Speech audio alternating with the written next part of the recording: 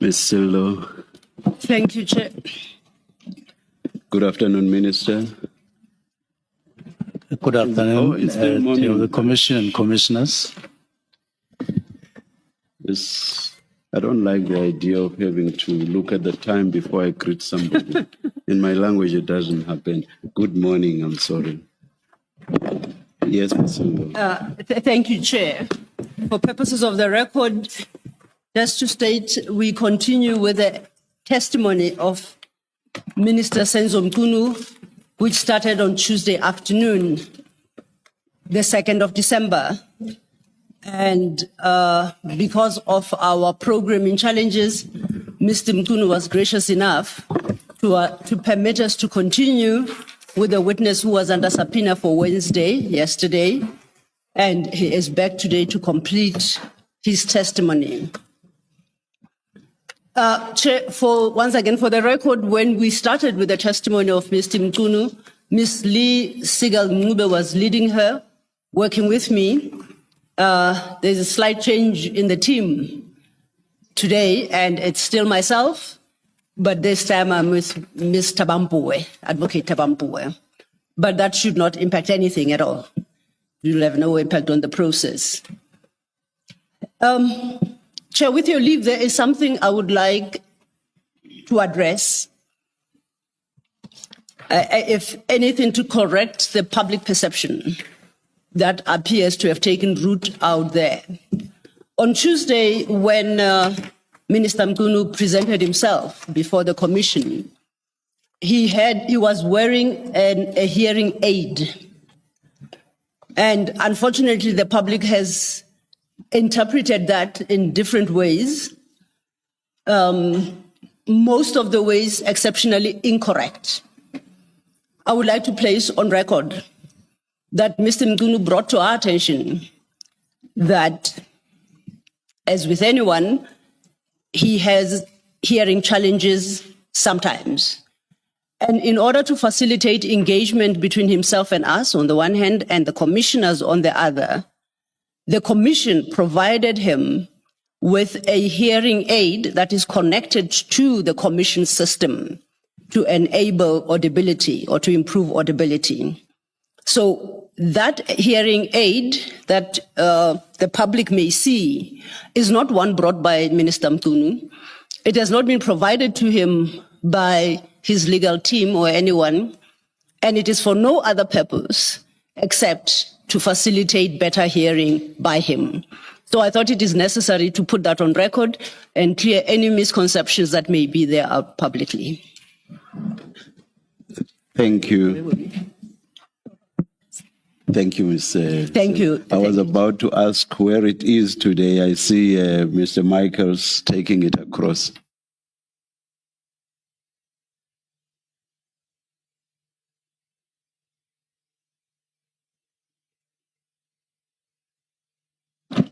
You want me to say something to test? Okay.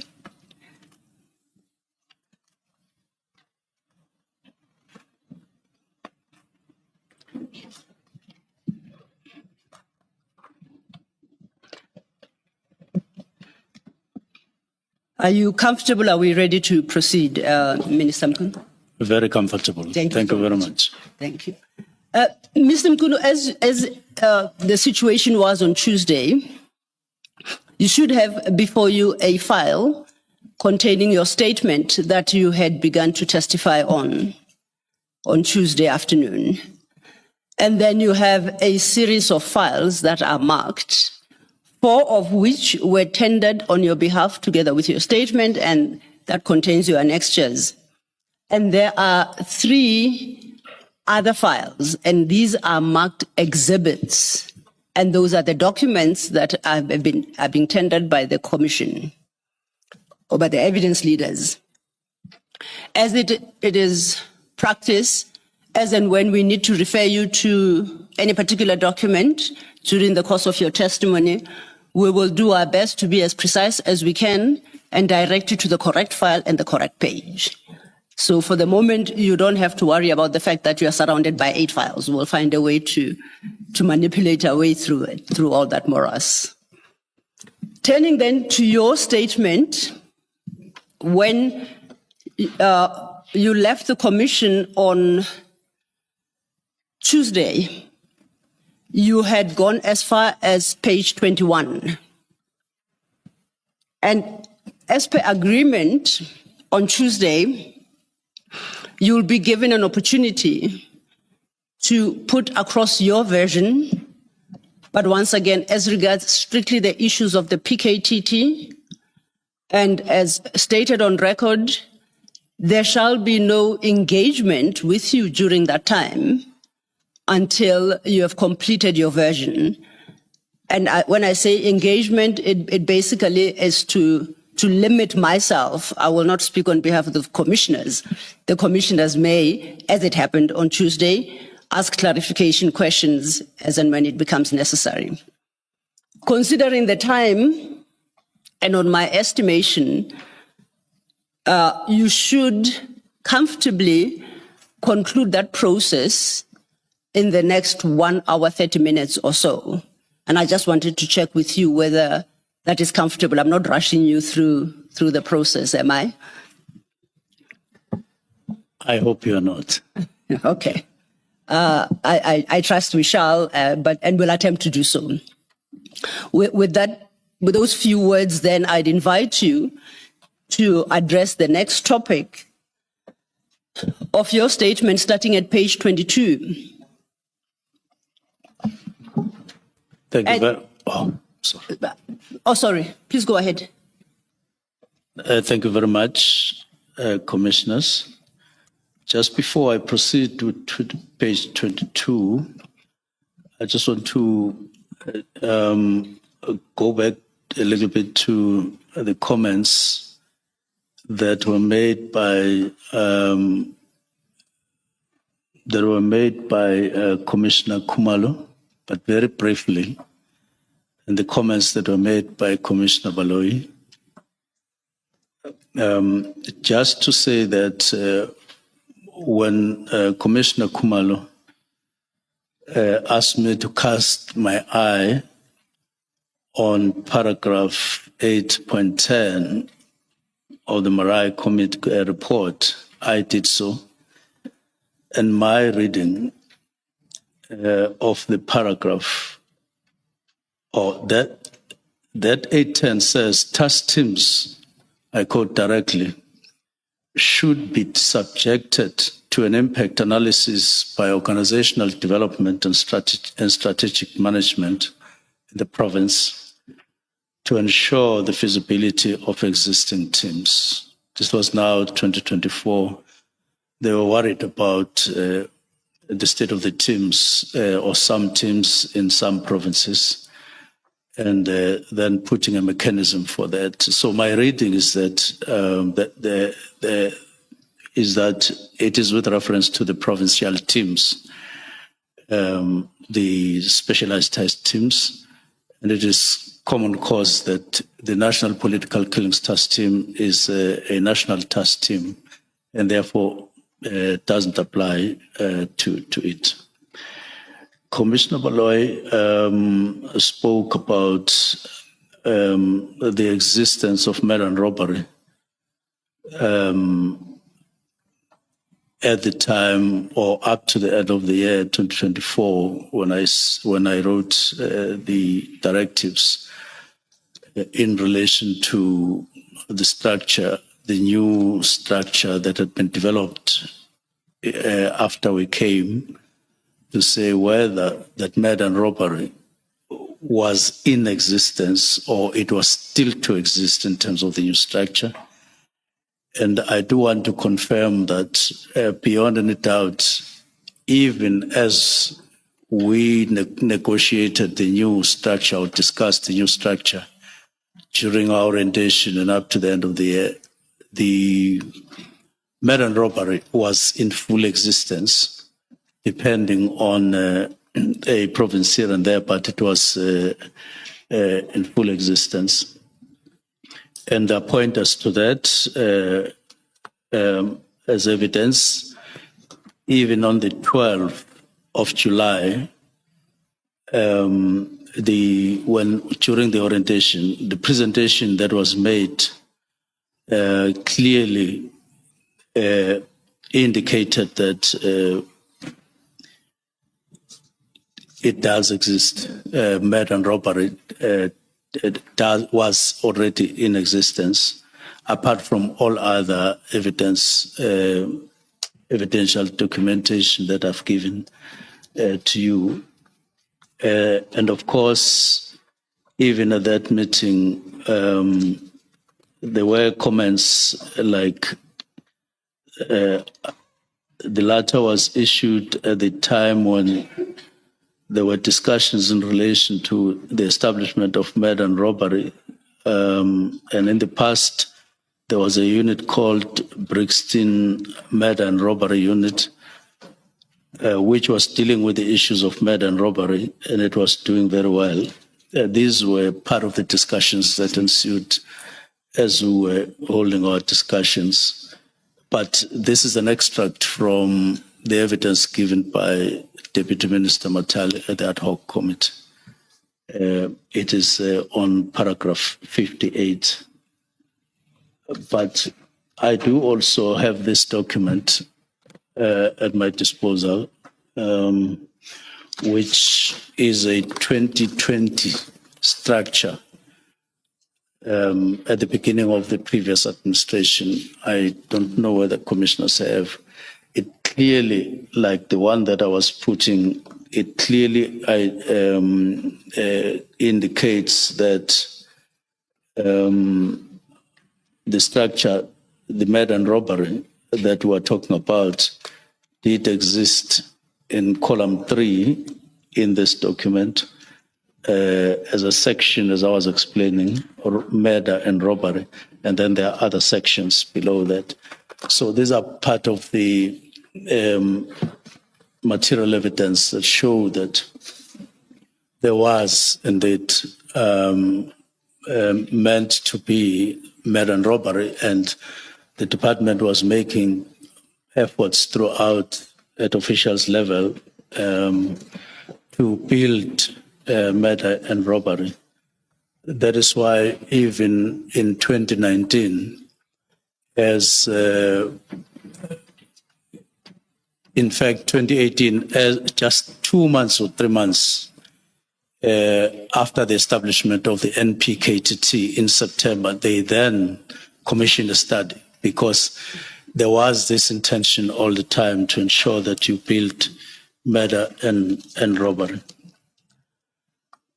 Now, the last matter... Just a second there, Minister. Yes. We've just been given... I was about to address that. We've also been given documents. Documents relating to organizational structure, and another one also addressing organizational structure, but that one is dated 2025. To place on record, during the course of lunch, I take it that with the submission of these documents, the minister would like to have them included in the record. Yes. We will work with the attorneys to determine whether they are part of an existing annexure or how best to mark them for purposes of the record. And then we shall update the commissioner's files as necessary over the lunch period. Just a suggestion, perhaps they should go to the minister's annexures file. Yes. And then you can just give a letter if they relate to, for example, annexure 22. Indeed. Then you have a 22A and whatever else. We shall do so. But I guess we will have to satisfy ourselves that they are relevant to that particular annexure. Otherwise, we'll have to find out. Yes. Only if they are, yes. We definitely will do, Chair. Thank you. Minister, I interrupted you. Thank you very much. The last preliminary issue, just before I get to page 22, is just to bring in yet another document on interministerial committees as of February this year, but reflecting the position as we started the new administration. that confirms that the interministerial task team or ministerial committee on political killings doesn't form part of the list that we have on political killings. There are all others, but except that one. And it was on the basis of that understanding when I issued the letter of directives as of 31 December last year that that was the existing position at the time. I now want to proceed, therefore, to page 22. Sorry, Minister, before you do so, you've accepted my invitation and responded to it. It's the first preliminary point you addressed. Because our proceedings are transcribed, you were responding to a document that appears in file 2 of 5, your annexures on page 201, and it is paragraph 8.10 of the Murray report. Thank you. Thank you, Commissioner. Minister, the document you just referenced, just to confirm, is it one of the two that has been submitted, or is that yet another? It's yet another. It's yet another.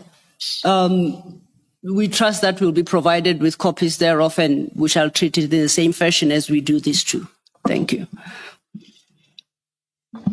Now, page 22 addresses, which is the next topic, the role of the minister vis-a-vis the role of the National Commissioner.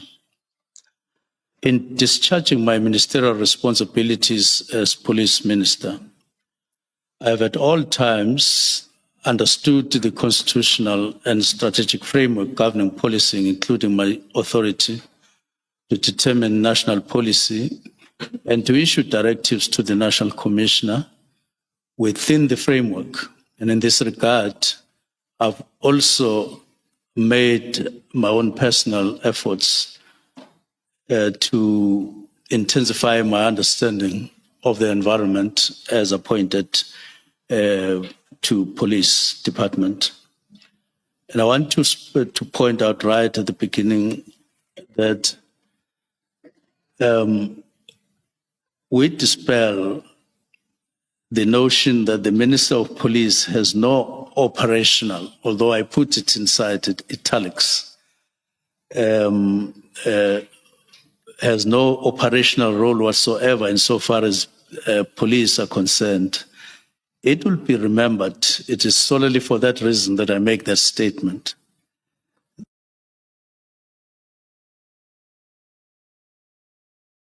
That powers, and there was no civilian and ministerial control over the functions, which resulted in grave abuses of human rights. Our Constitution departs from that particular history and places the police firmly under the public control, and the police reside under a political head for a good reason. That was one of the significant changes from the old era, the apartheid era, to the new era of democracy. And it was meant to, among other things, mitigate against what we had experienced as a nation throughout the apartheid era. Section 206 of the Constitution addresses the political responsibilities for the police service. Subsection 1 therefore states that a member of cabinet must be responsible for policing and must determine national policing policy after consulting the provinces or provincial governments and taking into account the policing needs and priorities of the provinces and as determined by the provincial executives. And then Section 207 deals with the control of the police service, with subsection 1 and subsection 2 providing as follows. The President, as head of the National Executive, must appoint a woman or a man as the National Commissioner of Police Service to control and manage police service. The National Commissioner must exercise control over and manage police service in accordance with the national policing policy and the directions of the cabinet member responsible for policing. So those two sections are very clear in my understanding, and I worked on the basis of what I understood them to mean. Then there's Section 207, which establishes a civilian secretariat and provides for a civilian secretariat for the police service, which must be established by national legislation to function under the direction of cabinet member responsible for policing. So according to the Constitution, minister has three distinct powers. Firstly, it is to determine national policing policy. The second one, it is the power to direct the National Commissioner when exercising his or her powers in terms of Section 207 of managing and controlling the police service. And then thirdly, the power to direct the civilian secretariat for police, which secretariat must be established by national legislation. The Constitution does not prescribe the content of the national policing policy, and this is left to the minister to determine the content. The policy must, however, take into account the policing needs and priorities of the province, and clearly the Constitution contemplates the all-encompassing policy that sets the framework for the operations of the police. Now,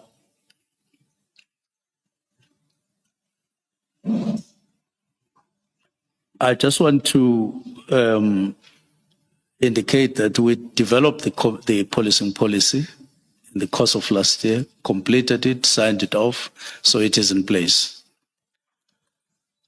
There are other sections that are relevant and are important, and I propose that I don't necessarily go through them one by one. Section 2 and 3 of SAPS Act, and then the Constitution and the SAPS Act, which indeed envisage that the policy and directions of the minister will be enforceable by, in the main, the Secretariat. And also, in paragraph 67, I make reference to the nature of the directions that the minister may issue to the National Commissioner. Now, which I'm saying are not necessarily specified in terms of the content. And of course, other issues that arise in the exercise of power by the minister. Now, I want to proceed to paragraph 68. Yeah. Therefore, the National Commissioner's operational powers must be exercised in accordance with the directions and policy issued by the minister. This is not surprising, a surprising feature of the Constitution.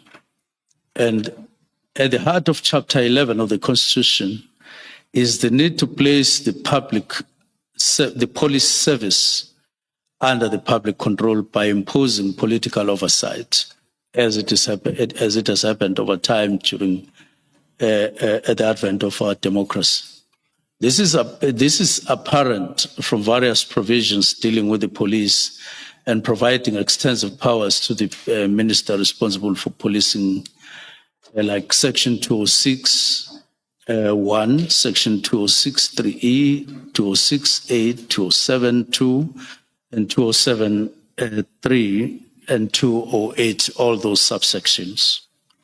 The National Commissioner has the powers contained in 11(2)(d), and this is an important paragraph in my statement.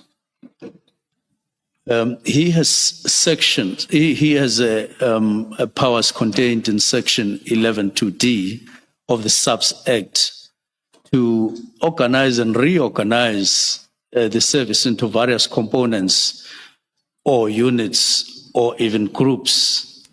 But that power contained in 11.2D is not relevant to the issue of the National Political Killings Task Team, because this team was not established by the commissioner in terms of those powers at 11.2D.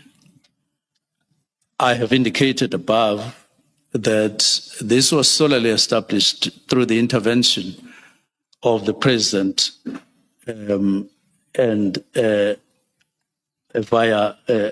then who established then the interministerial committee chaired by the police minister, and then who then decided that there should be a structure or a mechanism called a political killings task team. Now, in the light of this framework, my oversight of high-level structural and governance issues, including a 2019 work study, proliferation of unmonitored task teams, budget effects of temporal structures, and the proper location of specialized functions within SAPS fell squarely within my constitutional responsibility. My directive of 31st December 2024 must be assessed with this constitutional and statutory framework. The allegation of overreach is rejected. Now, paragraph 71, during the latter half of 2024, so before I go to that, not only did I believe that as I wrote that directive, I was within the Constitution and the legislative framework, but I did consult Special Advisor, Advocate Vusi Piccoli, who then indicated comfort in terms of the exercise of that responsibility based on what is indicated by the Constitution and by the legislative framework. Sorry, can I just clarify this? The consultation with Advocate Piccoli, was it on the day or prior to the decision? It was on the day, but on the day, it was merely a culmination of what we had been discussing over time, where we were discussing the actual role of the minister in terms of the powers provided by the Constitution, something that we were doing on a regular basis in our meetings. And I did hold a number of meetings with Advocate Piccoli, not only on this subject, but on other relevant matters, especially taking advantage that I have a special advisor who happens to be an advocate, which was a coincidence that doesn't necessarily obtain with all other special advisors. Minister, if I may interject, I'm not sure whether you touched on the issue of Advocate Piccoli in passing only, or whether that's where you intend to be in your statement, because I would like to refer you to your next chapter, which you have headed Human Rights Concerns Emanating from the Public. I think the issues that you deal with under that heading are important in considering your eventual decision to disband. So I think we should take some time and you highlight aspects of that. For the record, commissioners, the extensive engagement with the issue of consultation with Advocate Piccoli starts much later in your statement at 162. And when we get there, you will say more about it. Thank you. Thank you very much, commissioners. During the latter half of 2024, that is just after we got appointed to the Ministry of Police, we began receiving a series of complaints and reports from civil society as one group, from whistleblowers, from SAPS members, from members of parliament, and from members of the public. These reports raise concerns about human rights abuses by members of the National Political Killings Task Team, among others. They raise concerns also around issues of governance, failures affecting various temporary and ad hoc task teams. And those included, but not limited to the NPKTT. They were raising issues across SAPS, especially on task teams. They formed part of broader pattern of structural issues within SAPS that required ministerial attention. The complaints from various complainants varied in content and in emphasis, but they shared common themes, namely unmonitored task team operations resulting in grave human rights abuses, as they alleged. Unclear reporting lines in terms of who do these task teams report, and allegations of overreach, duplication functions, and significant strain on SAPS resources. It was clear to me that most of these complaints arose from people who knew one or two things about police, who felt a concern of one kind or the other around issues of policing in the country. Now, I need to add that they also included HR-related matters or complaints alleging some internal abuses within police, including within PKTT, and instances of criminality.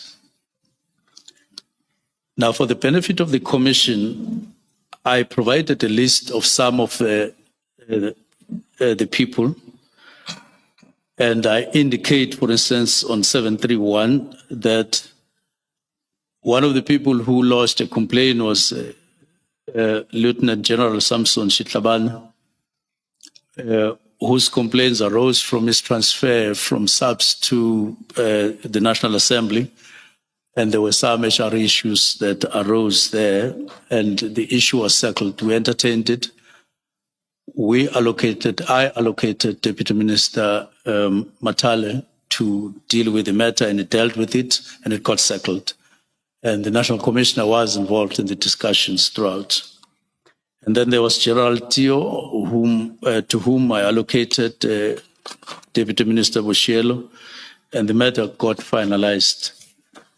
And then there were other people. You'll be a bit patient with me as I try to indicate the status of each of the complaints. Major General D. Mutley, who was component head of crime intelligence.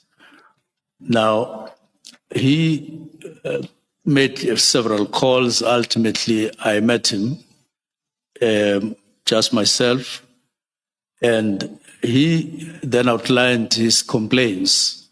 And at the end of the session, I asked him, which was not a long meeting, I asked him, what do you want me to do with what you are saying? He said, I'm not expecting anything from you. I'm just reporting my matter is in court, and I want to settle it myself, independent of you, in court. And that's why we left his matters. And then there was Brigadier Hlungwane, who was in charge of the secret account. His argument was that after all processes internally, he was indicating that he is on appeal to the minister.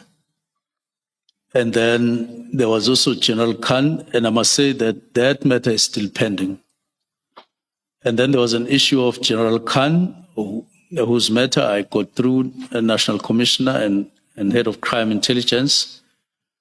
That matter ended up in court with a challenge from General Khan, challenging expeditious handling of his matters, and he won the case, and there was an internal disciplinary hearing which cleared him as well. And that's how the matter was handled. And then there was also General Vuma, whose matter is still pending on suspension for several years now, and the Mpumalanga Provincial Commissioner, Lieutenant General Manamela, whose matter is still pending. And then other names to be submitted to the commissioners for confidentiality. I have here commissioners in this envelope. Other people who contacted us, and some of them we had a discussion on with the deputy ministers somewhere towards the end of November to say, what do we do with all these complaints? But many of them, or most of them, I met them alone at their request for strict confidentiality, because they emphasized throughout our conversations. So they would call and they will ask for a meeting directly or via other people. And then I would meet them.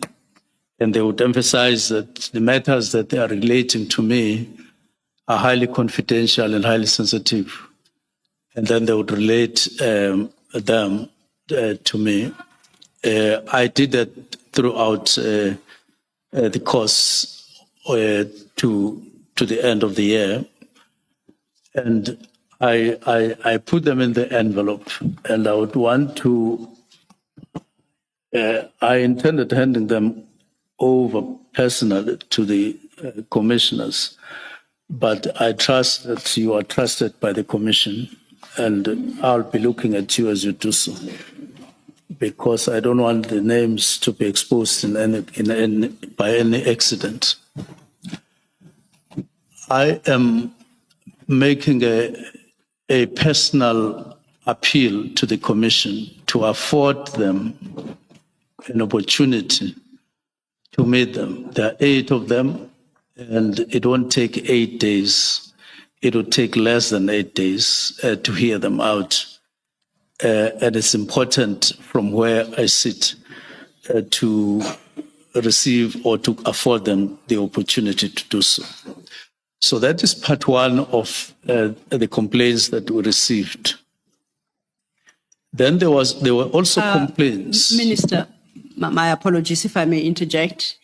From a procedural perspective only, this is important for me to understand at the stage where now we engage the minister on his testimony.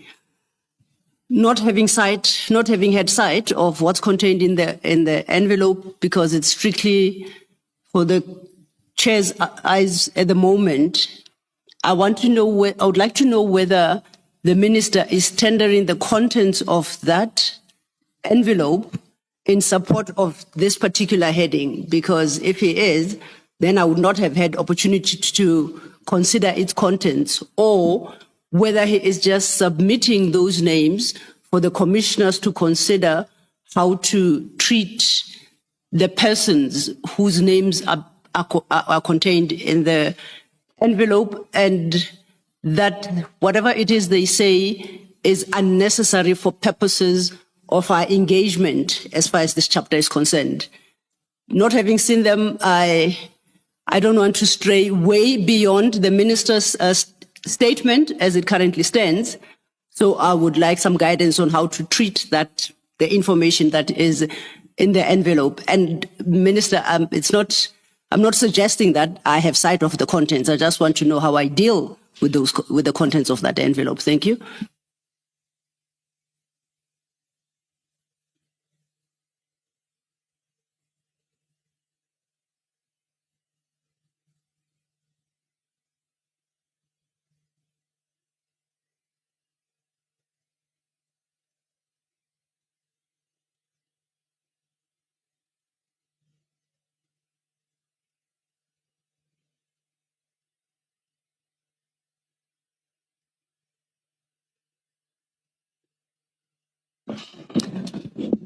We'll discuss over lunch and we'll decide how to go about how we want to treat this.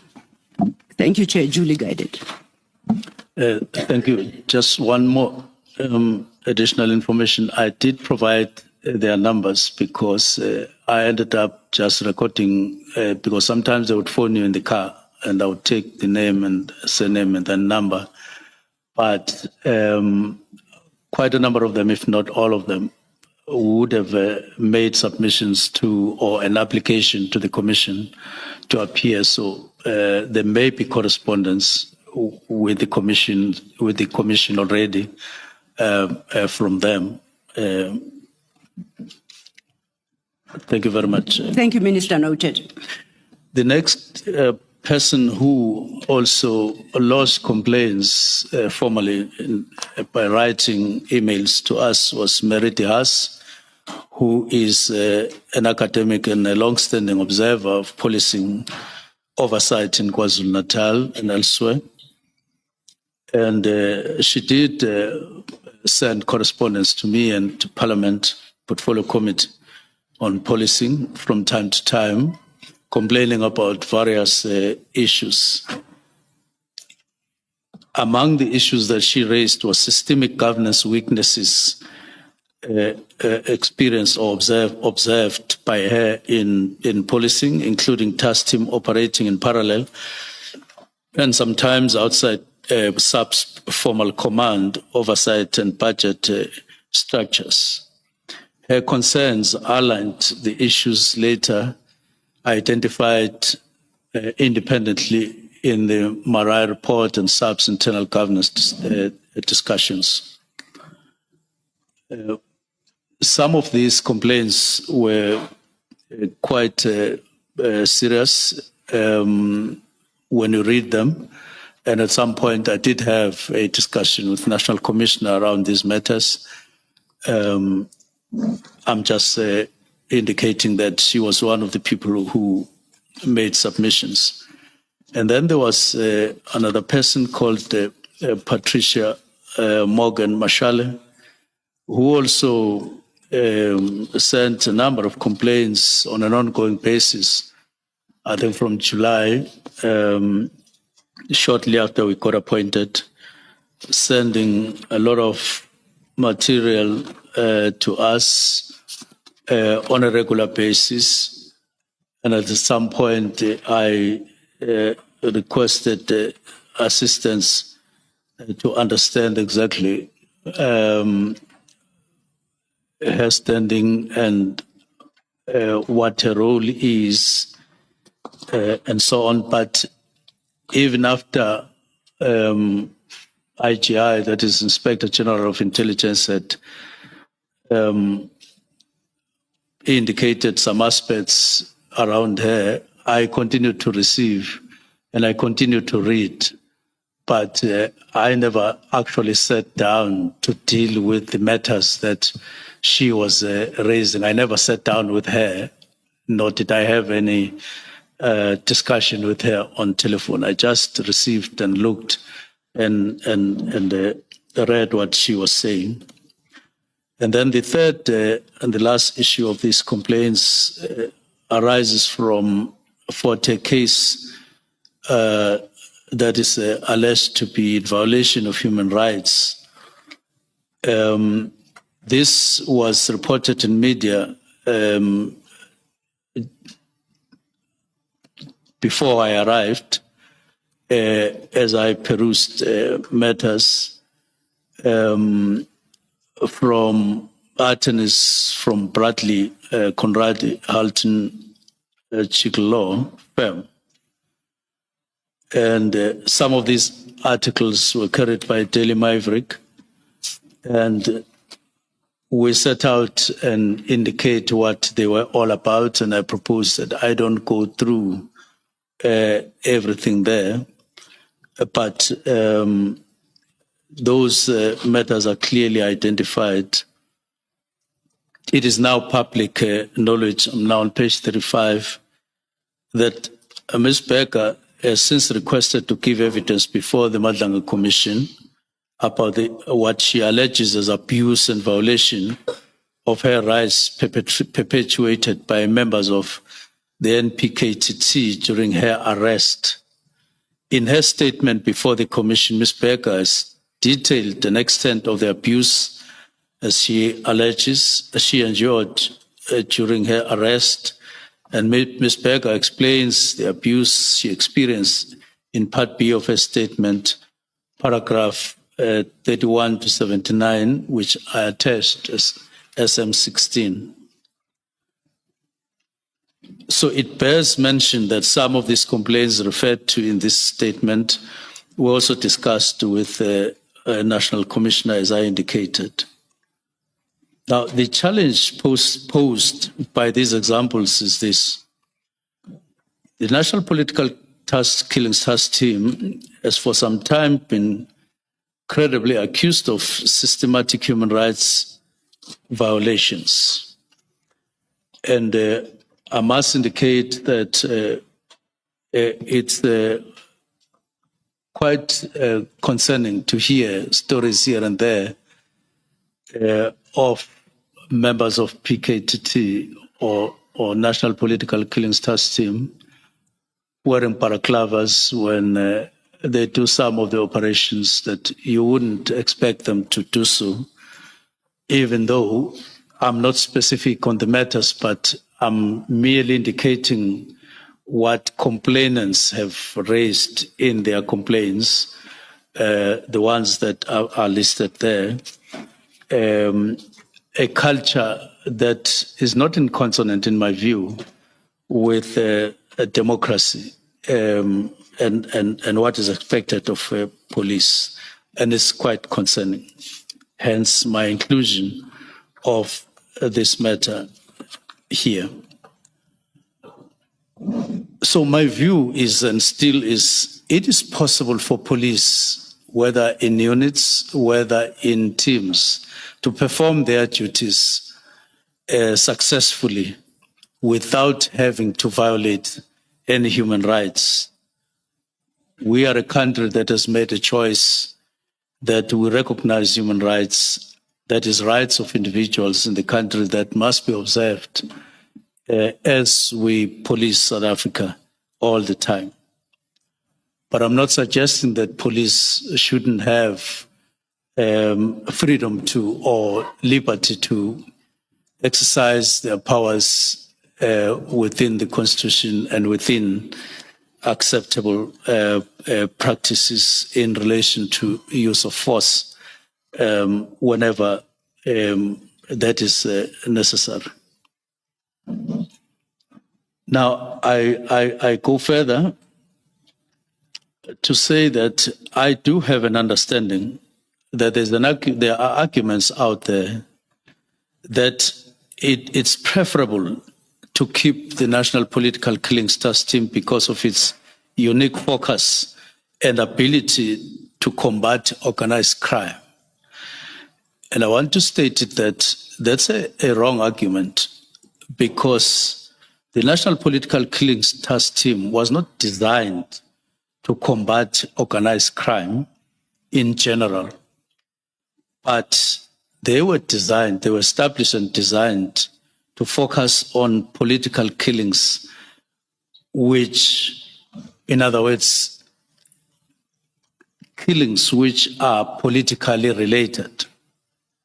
And they have been doing that strictly just that, political killings or assassinations or murders that are deemed to be political related, not other matters, not any other matter, as it were. And I will indicate later through figures or some stats that make an effort to make us understand what the Political Killings Task Team was all about.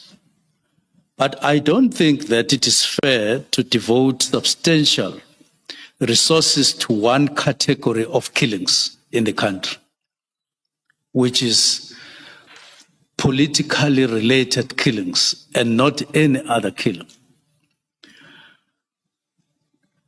when the evidence is that there is an urgent need to focus on all matters. Ever since I got, we got appointed to the ministry, what the concern of cabinet has been, the concern of the portfolio committee has been, the concern of the public has been, it has been a very high and unacceptable rate of murder in South Africa. That has been the concern that has been drummed into our heads all the time, and we believe in that the rate of murders alone, not just crime, but murders in particular, is very high, unacceptably so. That's why, among other things, I took the initiative of calling a meeting together with the deputy ministers of the National Commissioner in November and provincial commissioners and the deputy national commissioners, just to focus on 4 crimes that we believed by that time we had observed as being a major concern in the country. That is murders, proliferation of firearms, proliferation of, if I could use that word, of drugs in the country, and GBVNF. We focused on those only. Now, those kinds of situations or those crimes, as we identified them in November, they rather dictate to your conscience and yourself as a need, pointing to a need, maybe not exclusively, but almost exclusively, that you need to attend to those because they are the ones who characterize criminality in South Africa more than any other. When people say there's crime in South Africa, they're pointing to murders. They are pointing to these other 3 that I've indicated. Hence our focus. Much as political killings, as identified in 2018, are important, there is murders of councillors and other officials at the local sphere. Much it is important, and it was important to attend to that. But there is a need to recognize that outside that number or that category of people, there is a lot that is happening. And therefore, we can't keep on focusing on just one category, which in my view is small compared to the other, as statistics will indicate. I then proceed to try to get deeper into the changes that were necessary and necessitated by the directive that I issued on the 31st of December last year. Where are you now, Minister, in your statement? I'm on paragraph 99. I'm proceeding to paragraph 99. A central consideration that informed my approach was the need to strengthen SAP's permanent structures rather than continue to rely on a temporal project. And this was based on observations. So by late 2024, it was increasingly clear that concentrating significant resources exclusively on politically motivated matters was no longer efficient or justifiable. Relative to the national burden of violent crime, political killings constitute a small proportion, and a broader systemic consideration was required. Now, by saying this, I do not mean that there is no need to focus on political killings. But I'm simply making the point that for me, the disproportionate spend on the country's resources for political killings, while other systematic murders are ignored, can never be justified. what I wanted to achieve and still do is a balanced approach to crime fighting, particularly where matters are concerned. If I could pause and just indicate 3 things about the landscape of matters in South Africa. One, it is to that, according to the Global Initiative, in the report they issued last year in April, they identify 4 categories of assassinations or murders in the country, that is in South Africa.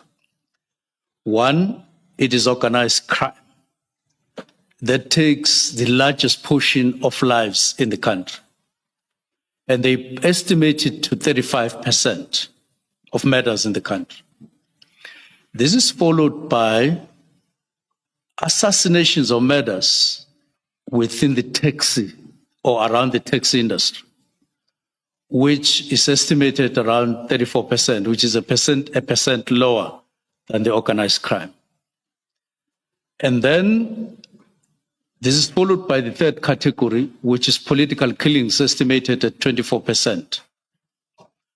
And the last one is personal killings, which is estimated at 7%. Now, if you put aside the Global Initiative and look at your own stats in South Africa of murders, they definitely fall within those 4 categories, by and large, which means that the highest category of murders in the country are those flowing from organized crime, whether it is extortion, whether it is in any other form, followed by taxi industry-driven or murders associated with the taxi industry, and political killings in the 3rd category. This is the first point that I want to make in terms of the landscape. The second point I want to make is that there are 4 provinces that constitute about 83% of murders in the country. 4 provinces. It is Gauteng, where we are. It is KwaZulu-Natal. It is the Eastern Cape and the Western Cape. Those 4 provinces combined constitute continuously 83% of murders in the whole country. Now, so when they say South Africa has a high murder rate, unacceptably high murder rate, in fact, in terms of figures, we are talking about murders that occur in these 4 provinces. I'm not saying that it excludes the other provinces, but I'm just saying up to 83% just in the 4 provinces, all combined. Now, I now want to indicate in figures, I'm not sure whether I did ask that these figures, because it's for the benefit of the public to clarify these points as clearly as possible. I don't know whether I did that. If I did, I would request that these statistics be displayed as I go through them. Minister, I think that the request had not made it through to us, but that shouldn't be a challenge. We will be able to project from your statement as we have it. Just so I understand, where you have statistics appearing at page 38. Yes. And spilling over into 39. Firstly, under which paragraph, which statistics would you like to have projected? I will just take the 101, paragraph 101, yes. 101 or 102? 101. 101 first, and then 102, and then I would request that I also take that graph on page 40. Okay, we shall do so. If you could just give us a second. In the meantime, you can continue with your testimony as soon as, I think we're up and running. Okay. Just give it a second. Where's your?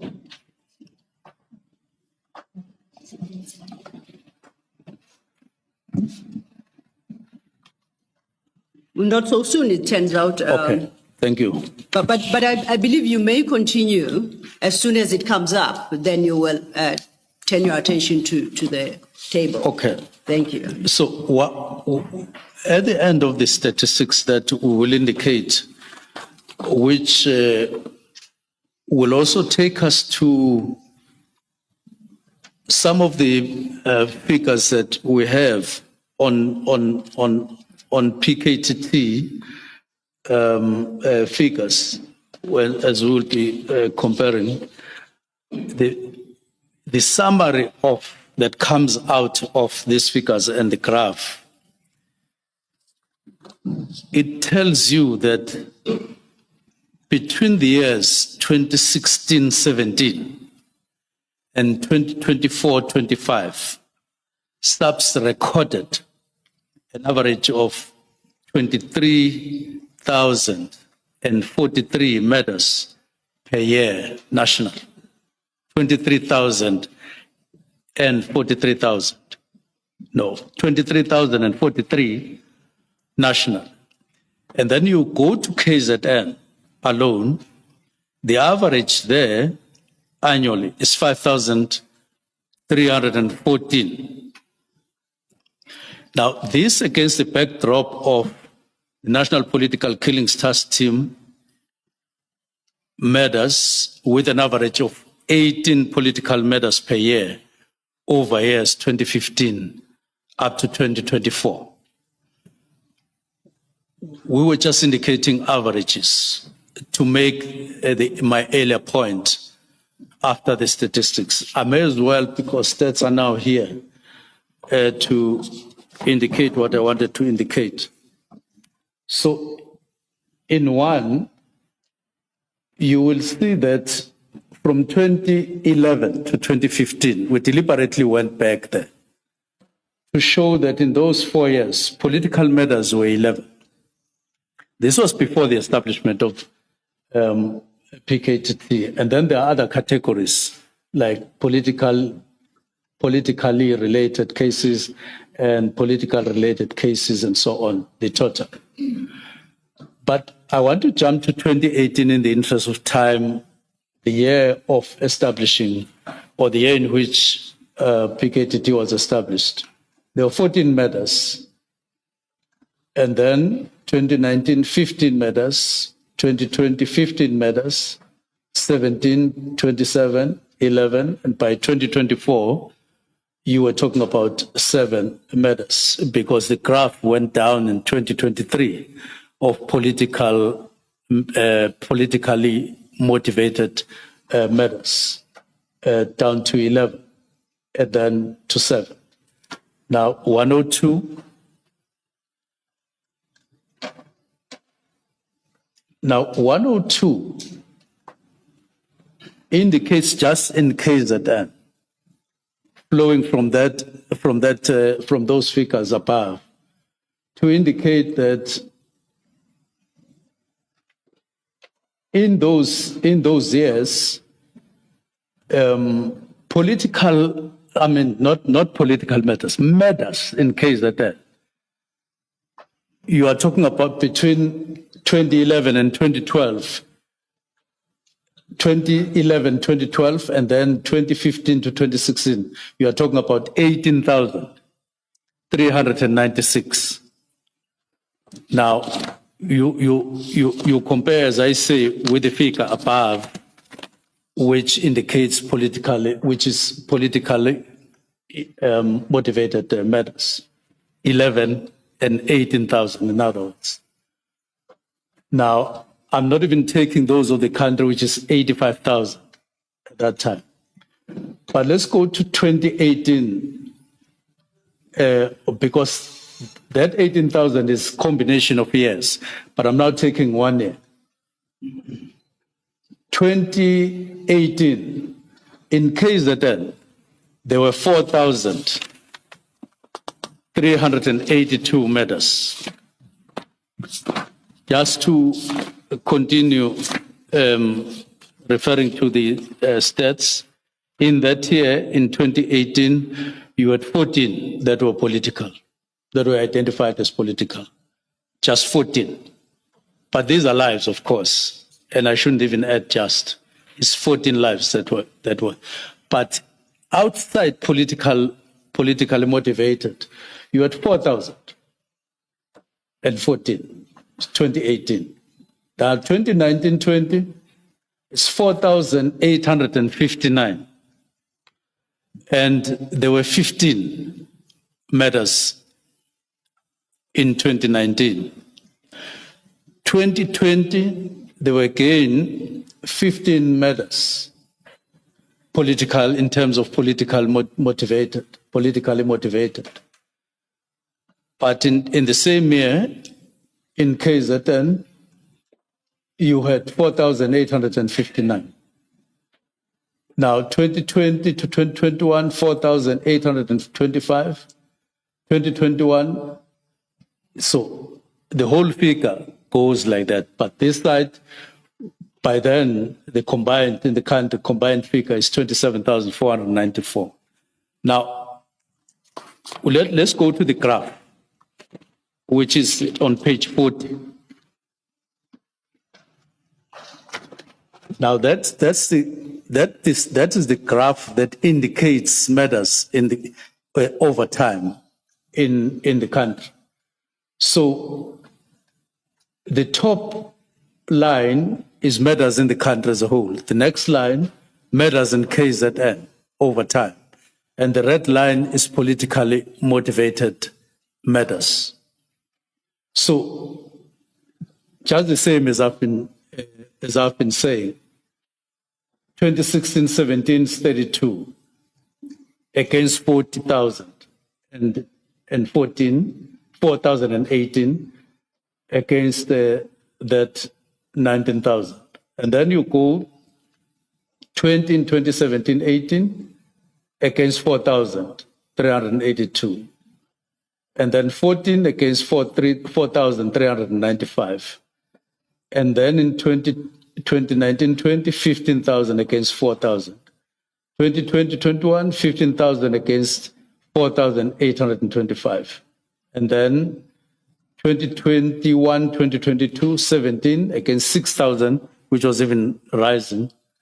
And then in 2023 is 27, the highest. And then 2023-24, it started dropping to 11 and then down to 7.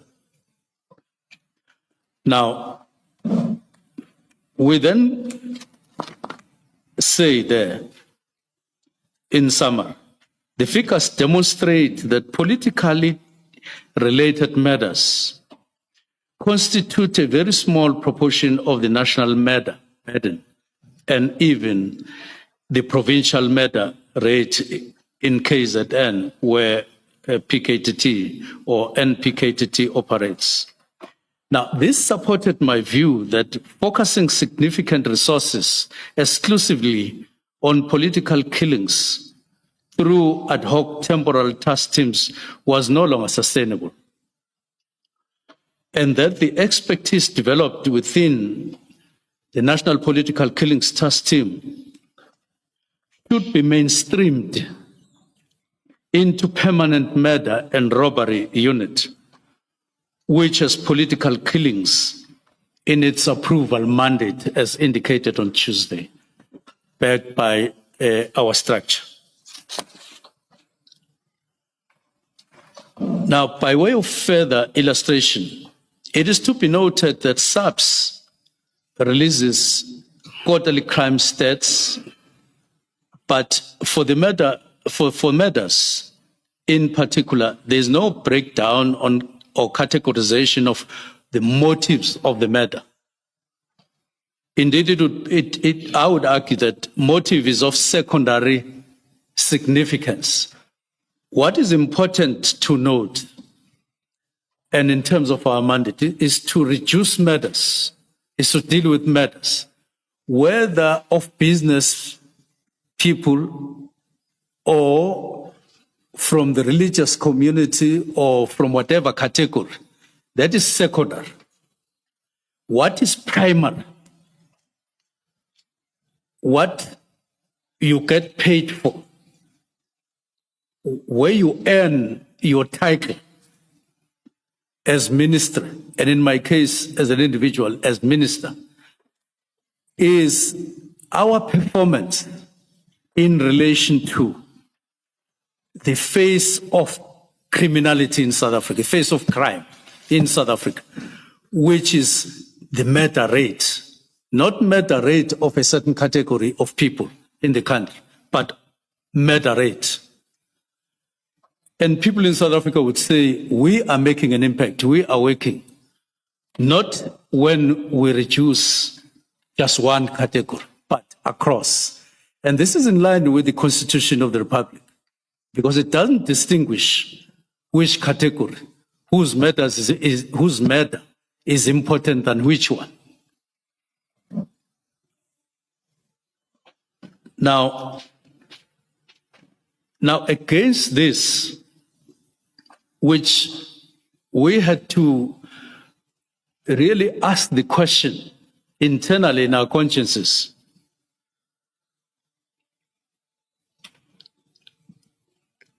do we continue like that? So it was also my general understanding that in reality, as I indicated before, task teams are created to solve defined problems and not to operate indefinitely.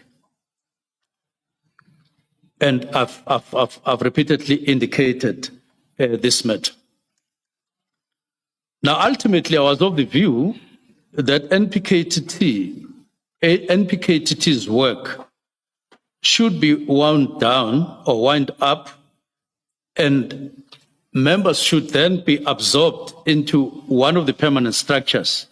And in this case, it is murder and robbery under serious and violent crimes, which flows from the work study, which flows from the understanding of SAPs themselves, and the work that they had done over years,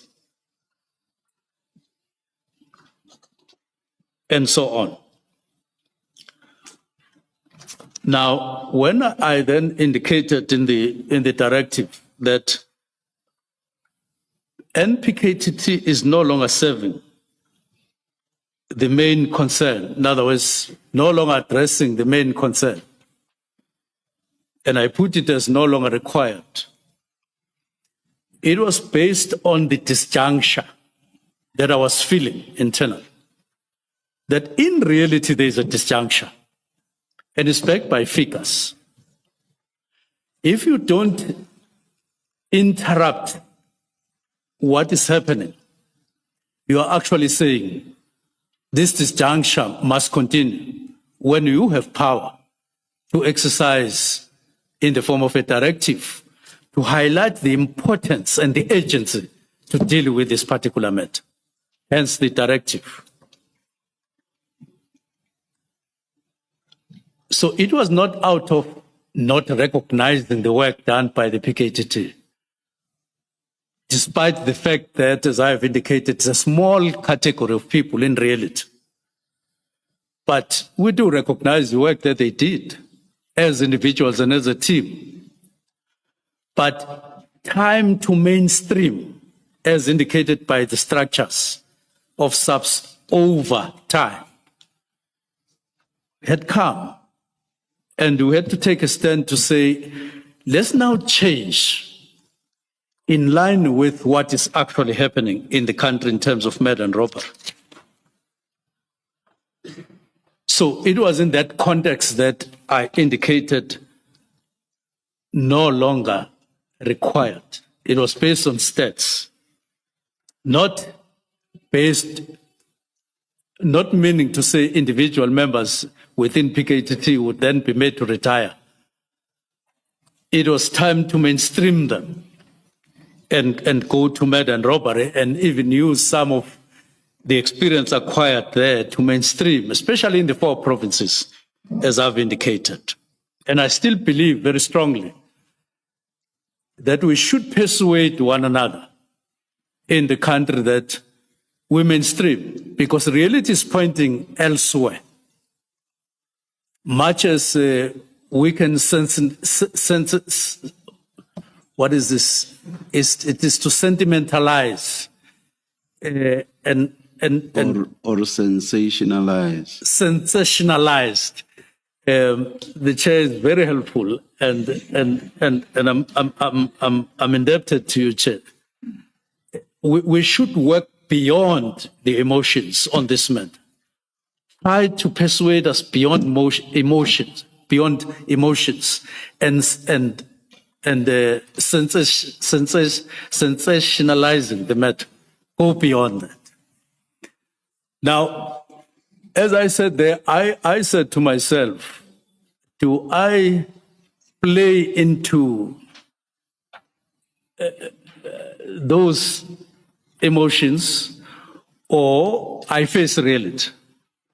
And where is this going to put me personally if I deal with this matter? Because I would be seen to be swimming against the general sentiment. There, I'm sure I'm getting it correctly. I would be seen to be swimming against the sentiment, general sentiment. But I said to myself, I don't believe that I was appointed for sentiment. I believe that I was appointed for honesty and for reality, as I see it in the portfolio, and then lead accordingly. So ultimately, then, we wrote in the way, in the manner that we wrote. So I've dealt with everything on page 41. Yes, I confirm. Is it we or I, Minister? When you say we wrote in the manner that we wrote. I'm a humble person, Commissioner. I must say I, because I was really alone. So that I don't, the word we, I normally use because I'm with deputy ministers, but it is important to indicate that I didn't consult them in writing. But I have a hangover of we, but I was alone in this. Minister, before you proceed, Chair, I see it's about 1 o'clock. However, if we turn a page to 43, just, I think, a few aspects for the Minister to wrap up this sub-topic. And I would request perhaps a minute or two for that purpose, and we then may break before he deals with the question of resource and budgetary considerations. Thank you, Chair. Thank you very much. I will deal with paragraph 112, just for its relevance, because it talks about the former request. It talks about requests. I beg your pardon. Let me start with 111. There is a difference between the request for extensions leading up to 2022 and the request for financial approval in the absence of a concurrent request for an extension post-2022. For an example, the request for approval and request for funding for the period 2018-7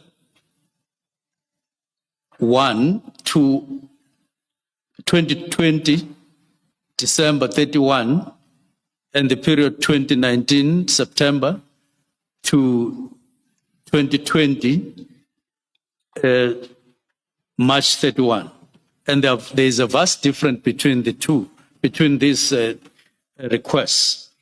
The former category, the old ones, the request for extension, they are specific and detailed in their purpose, background, operational approach, composition relating to the task team in question, and estimated expenditure is reflected.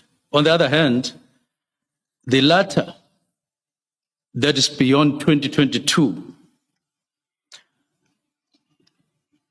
they were done without a concurrent request for extension submitted in the same function.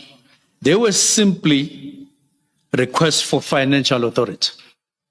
There's a difference. You would read pages and pages in the older ones before you come to the finance part or the funding part. But post-2022, almost the second page, it's a request for funding. So those extensions got reduced to just request for finance. And these differences are discernible. But I'm a resident of KZN. And I'm conversant with matters there, political and otherwise. And even without the benefit of any study or figures, the general conversation in KZN by the end of 2024 was that political killings are down. They were no longer part of the conversation as they were in 2018 and a couple of years after that. And general consensus that you would find in the normal course of conversations will tell you so, without any studies and without any figures.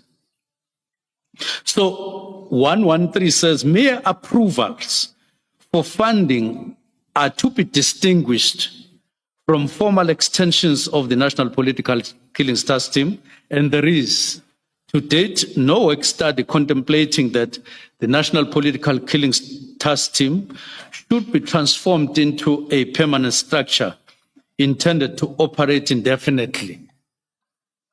What there is instead, there is a proposal over years that you now must integrate, you now must allow National Political Killings Task Team to be absorbed by murder and robbery under serious and violent crimes. This is what we are saying in those paragraphs. But we are also highlighting sensitivity in terms of allocating resources of within policing, that it's a matter of concern and it's very important. So I go to paragraph 115. So following the work study, the intention was always that the NPKTT functions would be reabsorbed into permanent structures. Let me make this point. It may have been conveyed and received as disbandment and consumed as such. But the intention is similar to that one of 115, absorbed into these permanent structures as demonstrated in terms of what SAPS were saying in various memos over time. It was to absorb, it was to integrate, it was to do just that. But the term disband came in, of course, in the conversations right from 2019. It was not introduced by me alone. It was there in 2024 before I arrived.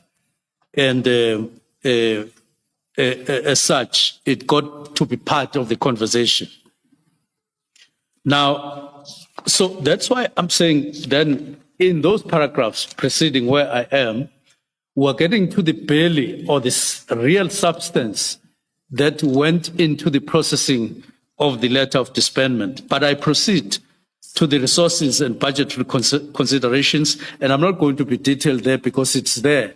I've spoken about it, except to say that allocation of resources, I consider it to be Minister, policy making. Oh, Minister, I had understood Ms. Lo to say that you should stop At this just before starting with resources and budgetary considerations.